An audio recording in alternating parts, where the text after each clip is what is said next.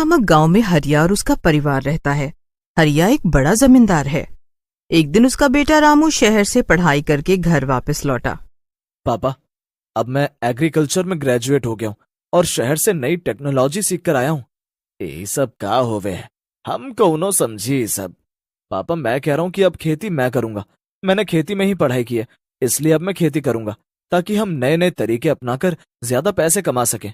अरे ये तो बहुत अच्छी बात हुई। ठीक है, अब से खेती का सारा काम तू ही संभाल। ये सुनकर हरिया बहुत खुश हुआ और उसने अपना सारा काम अपने बेटे रामू को सौंप दिया। रामू जब से ग्रेजुएट हुआ था, उसकी खुशी बहुत बढ़ गई थी। वो काम करने के लिए रुक नहीं पा रहा था, इसलिए वो अगली सुबह ही शहर चला गया और वहां से खेती के लिए अच्छे अच्छे और उपजाऊ बीज ले आया। उसने घर आकर अपने पिता हरिया को बताया, पापा, मैं ये सब बीज लाया हूँ। इस बार नई खेती करेंगे और इस जमीन से अधिक मुनाफा कमाएंगे। का बोने वाले हो तुम इस बार? पापा, बीन्स, भिंडी और बैंगन। अरे तेरा राम भला करे, अनर्थ मत कर। पापा, हम गेहूं, ज्वार, बाजरा कब तक बोते रहेंगे? कभी ना कभी तो कुछ नया बोना पड़ेगा। अरे हम सब कुछ बो सकत हैं, लेकिन बैंगन नहीं। क्यों? तूने गांव में शोर ना सुनो अभी? जहां मारे ना पतो गांव में बैंगन के खेत में चुड़ैल को खतरा है। ओह, अभी इस सब अंधविश्वास में बिलीव करते हो? अलीव बलीव हमें ना पतो, पर गांव में चुड़ैल आ जाएगी और जान बचानी मुश्किल है जाएगी। आप इन गांव वालों की बात में मत आया करो, ये सब लोग रस्सी को भी सांप बता देंगे। अरे मैं सच कह ही रहा हूं। मैं जा रहा हूं खेत पर और फिर देखता हूं कौन सी चुड़ैल आती है। अरे बेटा, मेरी बात मान ले, मैं खेत पर जा रहा हूं। रामू जब से ग्रेजुएट हुआ था, उसकी खुशी बहुत बढ़ गई थी। वो काम करने के लिए रुक नहीं पा रहा था।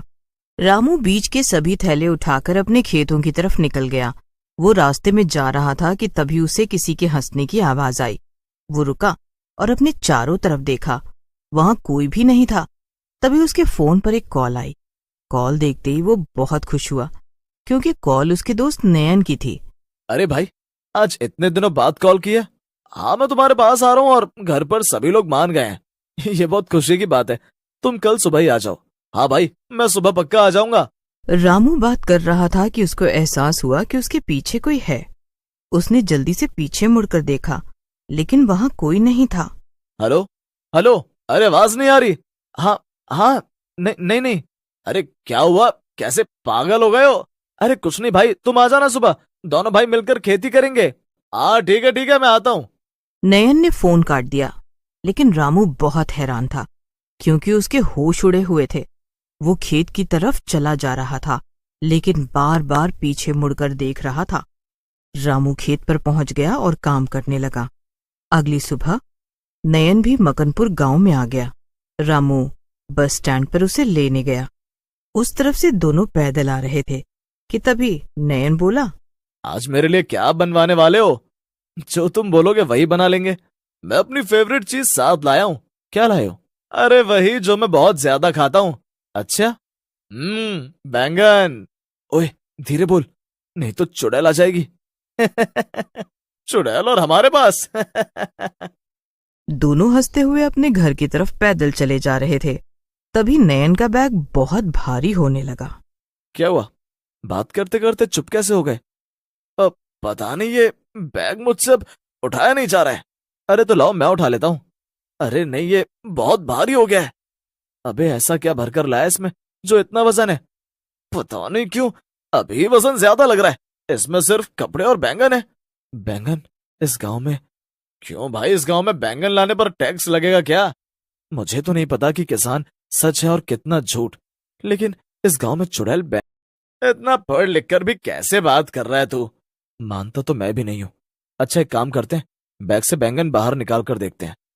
देख, मुझे बहुत पसंद है बैंगन, लेकिन तेरे कहने से निकाल रहा हूं। नयन बैग से जैसे ही बैंगन बाहर निकालता है, उसको बहुत आश्चर्य होता है, क्योंकि उसके बैग से वजन कम हो गया था। यार अब तो मुझे भी डाउट हो रहा है, इतने से बैंगन में इतना वजन था, अब ये यहाँ निकाल दिए, अब मैं क्या खाऊंगा? अब जल्दी से घर चलते हैं। तू चिंता मत कर, मैं तेरे लिए बैंगन का पूरा खेत बोने वाला हूँ। दोनों हंसते हुए घर चले गए। अगली सुबह सब सो ही रहे थे। गांव में शोर मचा। रामू और नयन भी बाहर भागकर जाते हैं, जहां गांव के बीच में बनी चौपाल पर सभी लोग इकट्ठा हो गए थे। रामू का पिता हरिया भी वहां मौजूद था। क्या हुआ भाई, कैसे अफरा तफरी मची हुई है, क्या हुआ? अरे सोहन से बहुत बार मना किया था कि खेत में बैंगन ना बोए, लेकिन उसने किसी की बात नहीं मानी और आज रात में चुड़ैल ने उसे बैंगन के खेत में ही मार दिया। क्या? अब सोहन हमारे बीच नहीं है? हाँ भैया, सोहन हमें छोड़कर चला गया। ये सुनकर सभी बहुत दुखी हुए। रामू और नयन ने भी एक दूसरे की तरफ देखा। बैंगन के खेत में चुड़ैल के होने पर सभी लोगों ने चर्चा की, लेकिन उसका समाधान किसी के पास नहीं था। इसीलिए सभी अपने अपने घरों की तरफ लौट गए। घर जाकर नयन ने रामू से कहा, रामू, तू पक्का श्योर है ना कि हम बैंगन की खेती करेंगे? हम अपनी पढ़ाई लिखाई को ऐसे ही बेकार नहीं जाने देंगे। हमने ज्यादा से ज्यादा रिसर्च बैंगन की खेती पर की है, फिर इसे कैसे छोड़ सकते हैं? वो सब तो ठीक है भाई, लेकिन यहाँ जान जाने की संभावना है। अरे ऐसा कुछ नहीं होता है, यहाँ सब लोग ऐसे ही अफवाह फैलाते हैं, लोगों में अंधविश्वास बैठ गया है। ठीक है, अगर तुझे ऐसा लगता है तो आज से ही हम काम शुरू कर देते हैं। लेकिन हमारे साथ कल से पैरानॉर्मल एक्टिविटी हुई थी, लेकिन हम इसे इग्नोर करते आ रहे हैं। देख भाई, मेरा बाप ही बहुत है मुझे डराने के लिए। अब तू ये काम मत कर। मुझे अच्छी खेती करके अच्छा मुनाफा कमाना है और अमीर बनना है। ठीक है भाई, फिर आज से शुरू करते हैं। रामू और नयन दोनों बैंगन की खेती का सारा सामान उठाकर खेत की तरफ चल देते हैं और खेती शुरू कर देते हैं। कुछ दिन ऐसे ही बीत जाते हैं और उन्हें चुड़ैल की तरफ से कोई भी समस्या नहीं होती। रात को दोनों घर चले गए। रामू और नयन अपनी फसल को बाजार में बेचने के लिए बेहद उत्साहित थे, जिसकी वजह से वो दोनों सुबह सुबह उठकर ही खेत पर चले गए। लेकिन वहां जाकर देखा तो उनके होश उड़ गए, क्योंकि खेत से आधे बैंगन गायब थे। रामू सिर पकड़कर नीचे बैठ गया। जब मैं बैंगन बोना चाहता था, पूरे गांव ने हल्ला मचाया, और जब फसल आ गई तो सबको लालच आ गया और चोरी कर ली। हाँ यार, अब किसी को चुड़ैल से भी डर नहीं लगा। क्या हुआ बच्चों? सुबह सुबह यहाँ? ये उस चुड़ैल की वजह से हुआ है। रात में वही यहाँ आई होगी। पापा फिर से अब उसकी बात करने लगे, जो है ही नहीं। यहाँ चुड़ैल नहीं है, सभी गांव वालों का भ्रम है।